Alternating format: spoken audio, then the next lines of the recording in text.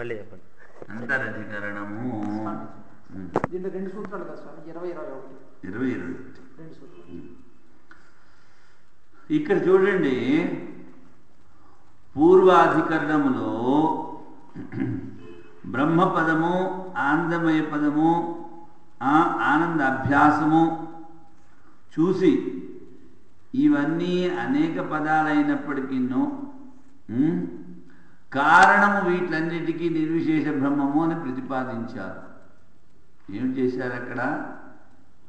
బ్రహ్మపదం ఉంది, బ్రహ్మపుచ్చ ప్రతిష్ట, సత్యం జ్ఞానం అనంతం బ్రహ్మ, ఆనందో బ్రహ్మ ఒక పదం. తర్వాత ఆనందమయ పదం అనేది ఇంకో రెండో పదం వచ్చింది. మూడవది ఆనందమయ అభ్యాసం కూడా వచ్చింది. ఇన్ని వచ్చినా వీటన్నిటికీ కారణము నిర్విశేష బ్రహ్మమే కనుక నిర్విశేష బ్రహ్మాన్ని అక్కడ ప్రతిపాదించారు. బాగుందా? ఏది? ఆనందమయాధికరణం. కానీ ఇప్పుడు ఇక్కడ రూపము, రూపత్వము అనేటువంటి అనేక ప్రమాణములు చూసి హిరణ్మయ పురుషుడు అనేటువంటి ఒక సంసారి జీవుడు ఉన్నాడు అనుకోవాలా అని పూర్వపక్షం. ఇది దృష్టాంత సంగతి. ఇక్కడ ఏమిటి? అక్కడ నువ్వు ఆనందమయము బ్రహ్మపదమును చూసి బ్రహ్మను చెప్పావు. ఇక్కడ మేము రూపాన్ని చూస్తున్నాం కనుక ఒక జీవుడు, ఎవడు? హిరణ్య గర్భుడు, తీవ్రమైనటువంటి ఉపాసన చేసి ఈ రూపాన్ని పొందాడు అని ఇక్కడ హిరణ్య గర్భుడు చెప్పుకోవచ్చునా అన్నది పూర్వపక్షం. ఇక్కడ సంగతి కనుక హిరణ్య గర్భుడిని ఆత్మగా చెప్పుకోవచ్చా? బ్రహ్మ కాకుండా హిరణ్య గర్భుడు విడిగా చెప్పుకోవచ్చా? ఇది దృష్టాంత సంగతి. ఎందుకని? అథ ఏషో అంతరాదిత్యే హిరణ్మయ పురుషో దృశ్యతే. చూడండి, ఏది ఇక్కడ విచారణీయమైన విషయము? యా ఏషో అంతరాదిత్యే, ఈ ఆదిత్యుని లోపల హిరణ్మయ పురుషుడు. హిరణ్మయము అంటే బంగారు వర్ణం గలవాడు, బంగారం మీసము, బంగారం గడ్డము, బంగారం వర్ణము అన్నీ ఉన్నవాడు దృశ్యతే. కనుక ఈ ఛాందోగ్య శృతి ద్వారా నేను ఇక్కడ హిరణ్య గర్భ పురుషుని తీసుకోవచ్చా? ఇది ఇప్పుడు ఈ వాక్యం విచారణీయ విషయం. సరే, సంశయం ఏమిటి? కర్మ ఉపాసనల ఉత్కృష్ట అనుష్ఠానము ద్వారా ఈ సూర్యమండలాన్ని పొందడానికి ఉపాస్య దేవత హిరణ్య గర్భుడు అని చెప్పుకోవాలా, లేక వాడినే పరమాత్మ అని చెప్పుకోవాలా? ఇప్పుడు యా ఏషో అంతరాదిత్య హిరణ్మయ పురుష అన్నాము. హిరణ్మయ పురుష అన్నప్పుడు అత్యంతమైనటువంటి ఉత్కృష్టమైనటువంటి కర్మ ఉపాసన చేసి ఆ సూర్యమండలంలో ఉన్నటువంటి దేవతని మేము హిరణ్య గర్భుడు అనుకోవాలా, లేకపోతే ఆయన్ని పరమేశ్వరుడు అనుకోవాలా? అది సంశయం. పూర్వపక్షుడు అంటాడు, మర్యాద, ఆధారము, రూపము ఇవన్నీ వర్ణించారు. మర్యాద అంటే అవధి, ఇవన్నీ వర్ణన చేశారు కనుక ఇక్కడ హిరణ్య గర్భుడో ఈశ్వరుడో ఏదో ఒక రూపము గల బ్రహ్మని తీసుకోవాలి, ముఖ్యమైన పరమాత్మని తీసుకోకూడదు అనే పూర్వపక్షం. సిద్ధాంతం అంటాడు, ఇప్పుడు పాపరాహిత్యం ఒకటి, అక్కడున్న పురుషునికి ఏషో అంతరాదిత్య హిరణ్మయ పురుషో అన్నారే, ఆ పురుషుడు పాపం లేనటువంటి వాడు ఒకటి. ఇది రెండు చోట్ల చెప్పారు కనుక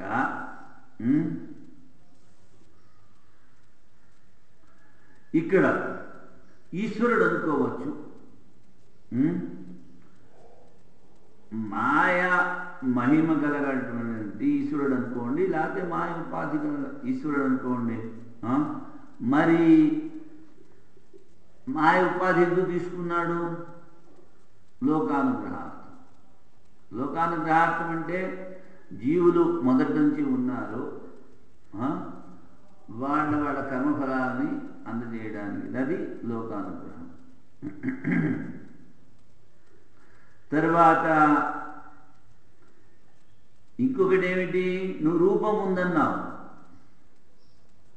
ఆ రూపం దేనికి? ఉపాసన చేయడానికి రూపం. తర్వాత మర్యాద ఆధారం అన్నాం. ఈ మర్యాద ఆధారము అన్నటువంటివి పరమేశ్వరునికి ఉపాసన. ఇంతవరకు ఉన్నాడు, ఇంతవరకు ఇది అని చెప్పినది యాగం. కనుక ఈ ఆదిత్య మండలంలో ఈ నేత్రములో ఉన్నటువంటి ఉపాస్య హిరణ్యమయ పురుషుడు పరమాత్మయే, ఈశ్వరుడు కాదు, హిరణ్యగర్భుడు కాదు. ఎందుకని? ఇది ఉపాసనకని వాళ్ళు కొన్ని అవధులు చెప్పారు, కొన్ని రూపాలు చెప్పారు. సరే, ఇక్కడ ఇదిలో ఏం చెప్తే హిరణ్మయో దేవతాత్మ కింవా అసో పరమేశ్వర. ఎక్కడ? అథయ యేషు అంతరాదిత్య హిరణ్మయ పురుషో అన్న చోట పూర్వపక్షి అడుగుతున్నాడు, ఈ హిరణ్మయ శబ్దం వచ్చిందే, ఇది దేవతాత్మ లేకపోతే పరమేశ్వరుడా? వాడేమిటంటాడు? మర్యాద ఆధారము రూపము ఇవన్నీ చెప్పారు కనుక ఇది దేవతాత్మ, ఈశ్వరుడు కాదు. ఈశ్వరుడున్న పరమాత్మని ఇక్కడ ఒకటే అనుకోండి, కాదు. సర్వాత్మ్యాత్ సిద్ధార్థ్ చెప్తున్నాడు, ఆయన సర్వాంతర్యామి, సర్వాత్మ్యాత్ అందరిలో ఒకటే రూపంలో ఉన్నాడు. సర్వ దురిత రాహిత్యాచ్య పాపరహితుడు. అక్కడ ఏమిటి చెప్పాం? శుద్ధం అపాప విద్ధం, కవిర్ మనిషి. అపాప విద్ధం అంటే పాపరాహిత్యుడు.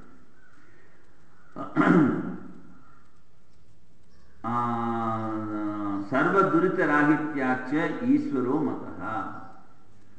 ఈశ్వరుడే ఇక్కడ, ఈశ్వరుడిని మనం చెప్పుకోవాలి. మర్యాదాద్య, మర్యాదము ఆధారము రూపము ఉంటున్నావే హిరణ్య గర్భుడికి, ఇవన్నీ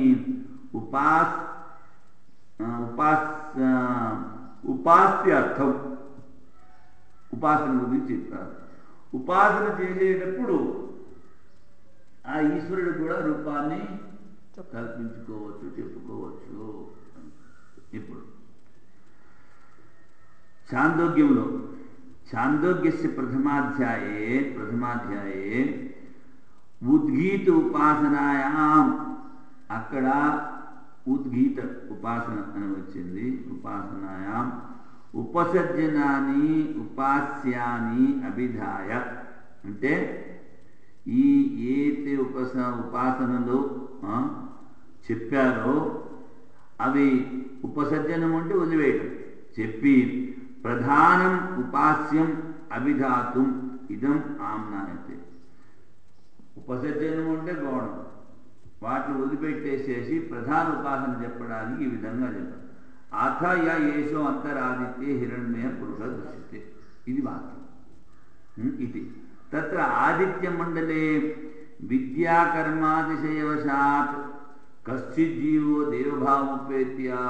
ఇక్కడ చూడండి, విద్య ఉపాసన. విద్య అంటే బ్రహ్మ విద్య కాదు, ఉపాసన. కర్మ ఉత్కృష్ట కర్మ, అశ్వమేధ యాగాది కర్మ. ఇక్కడ మీరు బృహదారణ్యకం చదివినప్పుడు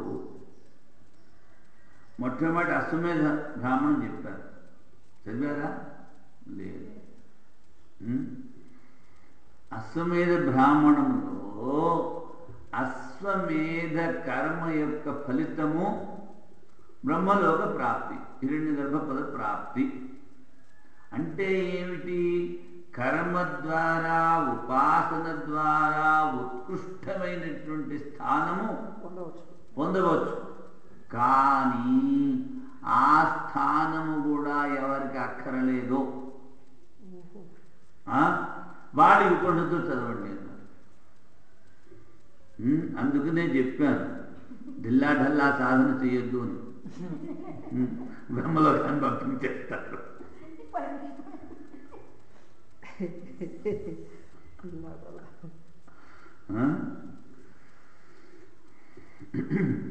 ఆదిత్య మండలే అంటే ఏమిటి? ఈ ఆదిత్య మండలంలో ఉన్నటువంటి పురుషుడు కర్మ ఉపాసన ఉత్కృష్టమైనటువంటి కర్మ ఉపాసన చేసి ఆ దేవతాభావాన్ని పొందినటువంటి జీవుడే కదా ఉపాసన కర్మలు చేసేది అని జగదధికారం నిష్పాదయన్ ఈ జగత్తులో అధికారాన్ని పొందుతూ అవతిష్టతే ఈశ్వరస్య సర్వగతత్వాత్ మండలేపి వర్తతే అథ తయో సంశయ. మరి ఈ ఏదో ఉత్కృష్టమైనటువంటి జీవుడు ఆ సూర్యమండలంలో ఉన్నాడు, కర్మ ఉపాసన చేసి వాణ్ణి తీసుకోవాలా? మరి ఈశ్వరుడు అందరిలోనూ ఉన్నాడు, అతన్ని తీసుకోవాలా? ఇది ప్రశ్న. పూర్వపక్షం. దేవతాత్మ కింవా పరమేశ్వర. వాడంటాడేమిటి? మర్యాద, ఆధారము, రూపము ఇవన్నీ చెప్పారు కనుక మనం దేవతాత్మ తీసుకుందాము, హిరణ్యగర్భుడు తీసుకుందాము, లేకపోతే సూర్యదేవుని తీసుకుందాము అంటే ఇప్పుడు అత్ర సంశయ తత్ర దేవతాత్మాది తావత్ ప్రాప్తం. పూర్వపక్ష అంటున్నాడు దేవతాత్మ తీసుకోవాలి. ఎందుకని? మర్యాద ఆధార రూపాణం ఉచ్యమానత్వా. మర్యాద ఆధారము రూపము చెప్పాను. ఏ చాముష్మాత్ పరాంచో లోకాః తేషాం చ ఈష్టే దేవకామానాంచ. మర్యాద అంటే ఏమిటి?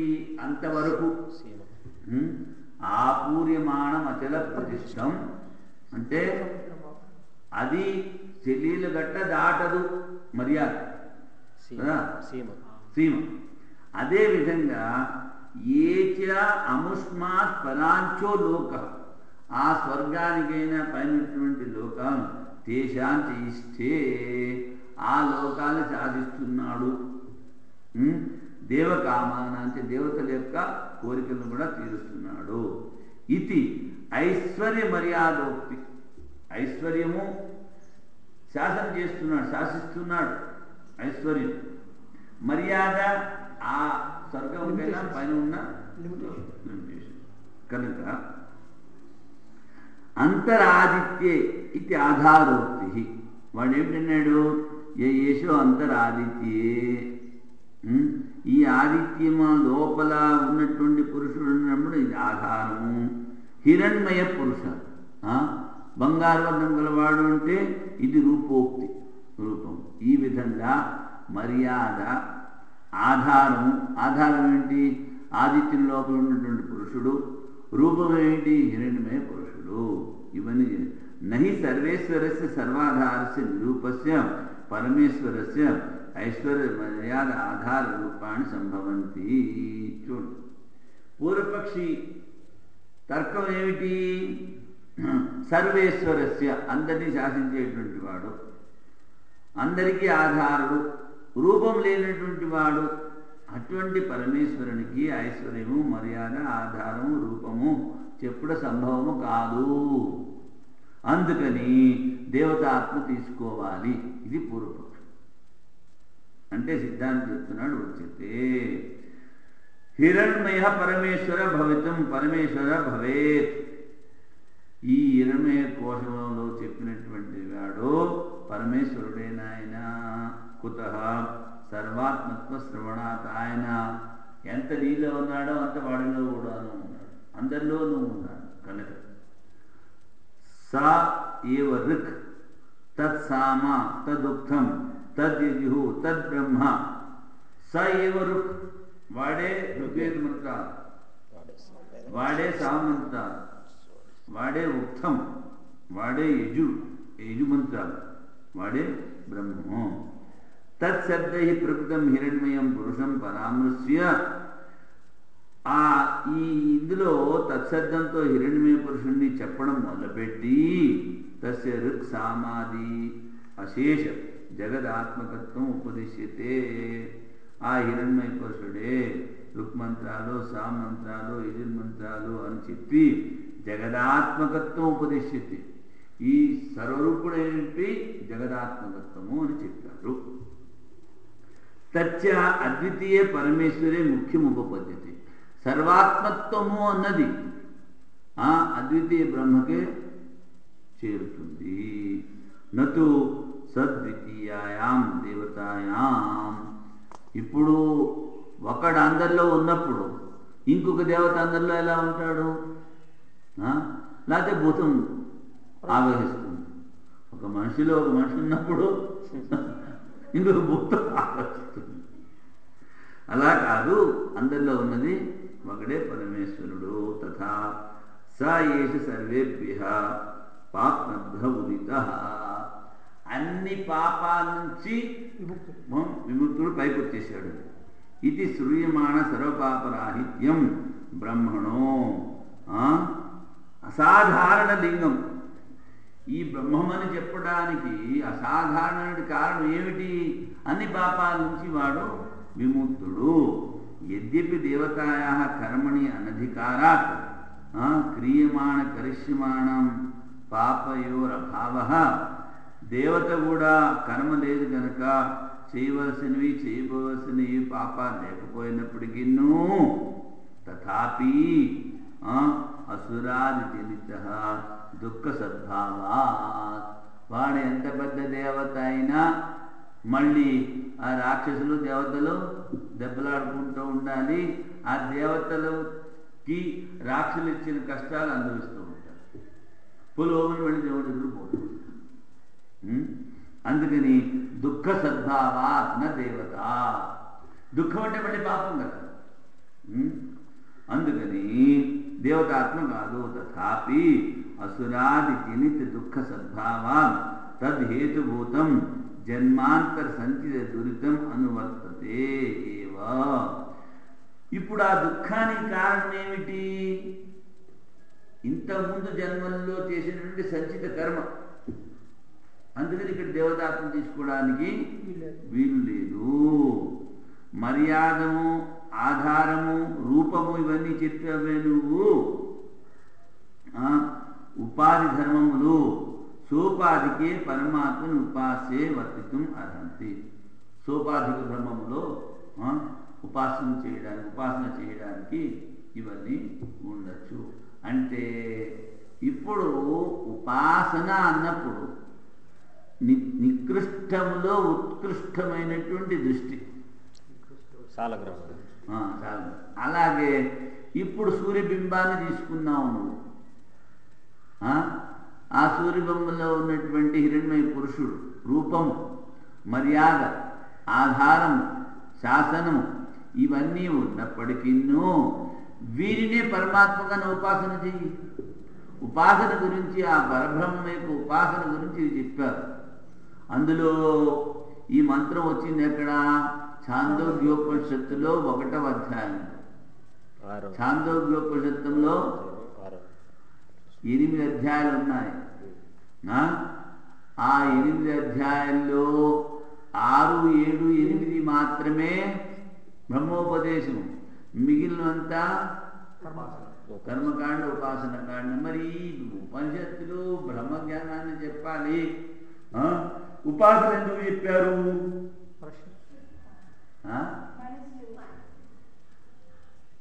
అలా కాదు. ఉపాసన ఎందుకు చెప్పారు అంటే, ఇప్పుడు ఒక మనిషిని పట్టుకుని కళ్ళు చేతులు పట్టుకుని డాబా మీద పడేసామనుకోండి, ఏమిటైతే కాళ్ళు చేతులు కదా.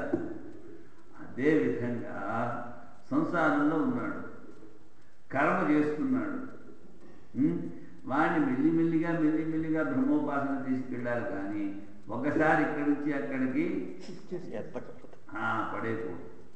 అందుకని ఈ ఉపనిషత్తుల్లో కూడా కొన్ని ఉపాసనలు కర్మలు చెప్పారు. అంటే ఇప్పుడు వాడికి కర్మలు అంటే బాగా ఇష్టం. అప్పుడు మళ్ళీ పూర్వపక్షం చెప్పింది ఇప్పుడు కరెక్ట్ అవుతుంది కదా. ఇది ఇప్పుడు ఇప్పుడు అతనికి ఆ పురుషుడికి అన్ని రూపాలన్నీ చెప్పారు. అతడేమో దేవతాత్మ తీసుకోవచ్చు అని అడిగాడు. ఆ దేవతాత్మ తీసుకోవచ్చు, బ్రహ్మ తీసుకోబడ్డాడు. మరి రూపం అంతా కల్పించాడు కదా. నువ్వు బ్రహ్మ దృష్టి పెట్టుకో, దేవతాత్మ దృష్టి. ఇప్పుడు భూతాని యాంతి భూతేజ్య, నువ్వు దేవత అనుకోవద్దు. ఈశ్వరుడు అందరిలో ఉన్నాడు కనుక పరమేశ్వరుడు అనుకో. నిజానికి మనం చేస్తుంది అదే. నేను పుస్తకాన్ని పట్టుకున్నా, బ్రహ్మాన్నే పట్టుకుంటున్నాను, కానీ నేను పుస్తకం అనుకుంటున్నాను. పురుష ఇప్పుడు కల్పించడం అప్పుడు దోషం కదా. ఏంటి అతడికి ఏమంటారు, బంగారు రంగు, వర్ణము, రూపము ఇవన్నీ నువ్వు ఉపాసన చేయడానికి నువ్వు చేసుకో.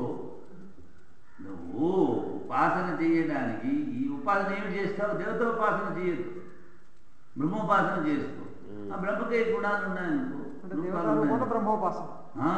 దేవత ఇప్పుడు భూతాన్ని యాంతి భూతేజ్య మధ్యాజనం యాంతి మామే అన్నాడు కదా. అందుకని నువ్వు ఒక చిన్నవాడిని పట్టుకొని పెద్దవాడిని పట్టుకోవడం ఎవరిని పట్టుకోవాలి. ఎందుకంటే ఇప్పుడు అందరిలోనూ పరమాత్మ ఉన్నాడు, వాళ్ళలోనూ పరమాత్మ ఉన్నాడు. మరి ఇవన్నీ ఎందుకు చెప్పారంటే ఉపాసన. ఎందుకంటే డైరెక్ట్గా నువ్వు ఆ నిరాకార పరమాత్మ చింతన చేయలేవు.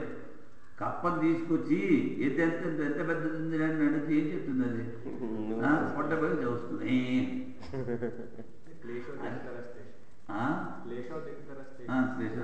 అలా కాదు అంటే ఇక్కడ చెప్పలేదు కదా అవి. ఇక్కడ అలా ఖండ అలా సిద్ధాంతం చేయలేదు కదా. సిద్ధాంతం చెప్పాడు కదా ఆఖరిలో మర్యాద ఆధార రూపాన్ని తు ఉపాధి ధర్మతయా సోపాధికే పరమాత్మని ఉపాస్యే వర్తితుమర్హంతి. నిరుపాధిక పరమాత్మ అయినప్పటికీ సోపాధిక పరమాత్మను ఉపాసించడానికి ఇవన్నీ ఉండవచ్చు. అంటే అక్కడ మళ్ళీ పూర్వలు ఏం చెప్పారు, ఇలా పూజ అంటే పుణ్యం చేసిన వాడిని తీసుకోవాలా లేకపోతే దేవతను తీసుకోవాలని చర్చ చేశారు కదా. దేవతలు తీసుకోవాలా, పరమేశ్వరుని తీసుకోవాలంటే పరమేశ్వరుని తీసుకో, దేవతను తీసుకోవద్దు, అది సిద్ధాంతం. పూర్వపక్షి మళ్ళీ చెప్పారు కదా. పూర్వపక్షి ఎక్కడ చెప్పాడు? అంటే పూర్వపక్షి చెప్పింది ఏమిటి? దేవతను తీసుకోవాలా, పరమేశ్వరుని తీసుకోవాలా? ప్రశ్న. ఇంకొక సిద్ధాంతం కూడా వచ్చింది కదా. ఇప్పుడు అష్టమేధ యాగం చేస్తే అక్కడికి బ్రహ్మలోక ప్రాప్తి వస్తుందని చెప్పారు. ఇప్పుడు కన్యాదానం చేసిన బ్రహ్మలోక ప్రాప్తి సిద్ధిత్తం కన్యాదానం. అవును, మరి వీడిని కూడా తీసుకోవచ్చు కదా అక్కడ. ఎక్కడ? ఈ హిరణ్య రూపంలోకి వీడు కూడా వెళ్ళి ఉండొచ్చు కదా.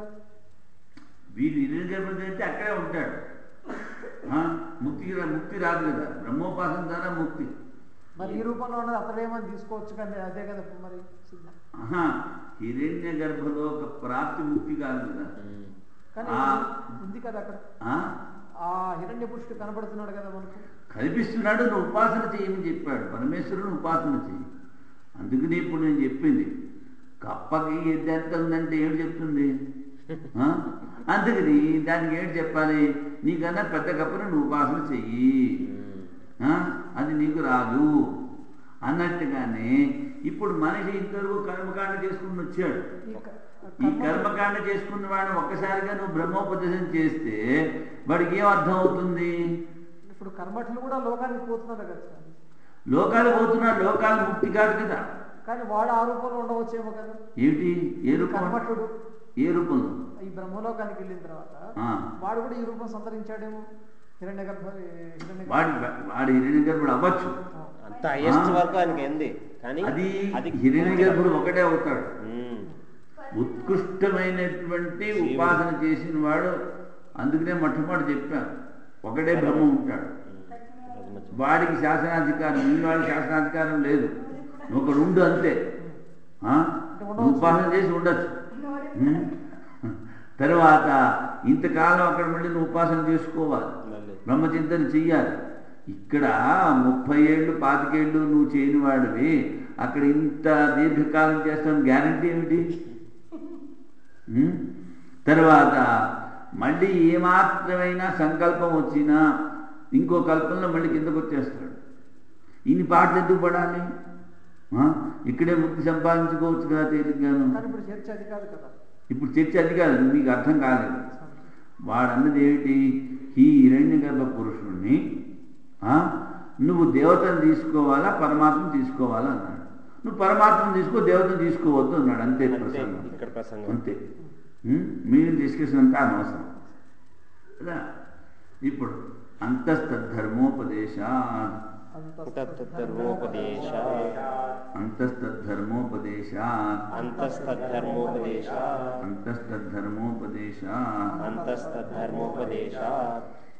ఇక్కడ అంతః అంటే ఆ హిరణ్య గర్భ పురుషుల్లో తద్ బ్రహ్మ ధర్మ ఉపదేశ అంటే ఇవి ఉపాధి రూపము గల బ్రహ్మమును ఉపాసన చేయడానికి ఉపదేశం చేయడానికి ఇక్కడ పరమేశ్వరుని అనుకోరు. తద్ధర్మోపదేశ పరమేశ్వర ఉపదేశ అంతస్తద్ధర్మోపదేశ.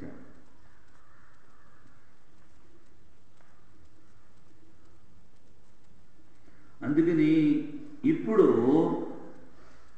ఛాందోగ్యంలో 8వ అధ్యాయంలో మెల్లిమెల్లిగా తీసుకెళ్తాడు. 32 ఏళ్ళు ఒక క్లాసు. ఎవడికి? ఇంద్రుడికి. 32 ఏళ్ళు వాడు సేవ చేసిన తర్వాత అప్పుడు ఒకసారి మాట్లాడతాడు, నాయన నువ్వు ఎందుకు వచ్చావు, ఏమిటి కావాలి అని. ఇంతే. అప్పుడు మొట్టమొదట అక్షిస్తు పురుషుణ్ణి చెప్పాడు, ఆ తర్వాత స్వప్న పురుషుణ్ణి చెప్పాడు, ఆ తర్వాత సుషుప్తి పురుషుణ్ణి చెప్పాడు, ఆఖరిని మళ్ళీ 6 ఏళ్ళు మళ్ళీ ట్రైనింగ్ అయిన తర్వాత అప్పుడు ఏదైతే మొదట చెప్పానో అదే ఇది ఇప్పుడు చెప్తున్నాను అని. అందుకని అదే విధంగా ఇక్కడ 2 చెప్పారు. అక్షిష్ట పురుషుడు చెప్పారు, ఆదిత్యస్థ పురుషుడు చెప్పారు. ఈ 2 కూడా ఆ పరమాత్మయే. అంతస్తద్ధర్మోపదేశ పరమాత్మ యొక్క ధర్మాన్ని ఇక్కడ ఉపదేశం చేసినారు. ఇప్పుడు ఉపనిషత్తు అన్నది ముఖ్యముగా బ్రహ్మోపదేశాలు కదా. అందుకని తిరిగి అక్కడికే పోవాలి. మధ్యలో ఎక్కడైనా అంటే మధ్యలో వెళ్ళిపోతాం. తర్వాత ఇంకొక సూత్రం భేద వ్యపదేశాచాన్యః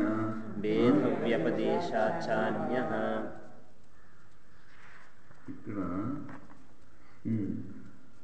భేద వ్యపదేశాచాన్యః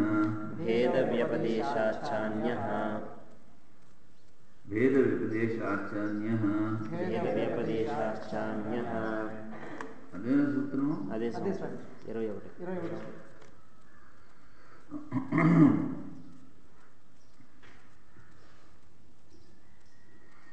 ఇప్పుడు భేద వ్యపదేశాచ అన్యః జీవేభ్యో అన్యః అంతర్యామి ఈశ్వరః. అన్యః అంటే అది కాదు. జీవేభ్యః అన్యః అంతర్యామి ఈశ్వరః పరమేశ్వర.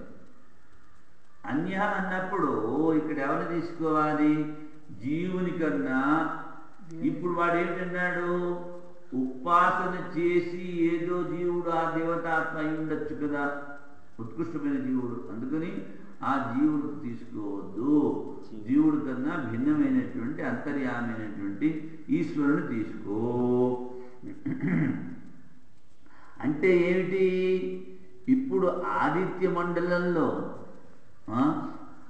ఆ మండలస్థ పురుషుడు నేను ఆదిత్యుణ్ణి అనేటువంటి అభిమానం ఉంటుంది కదా.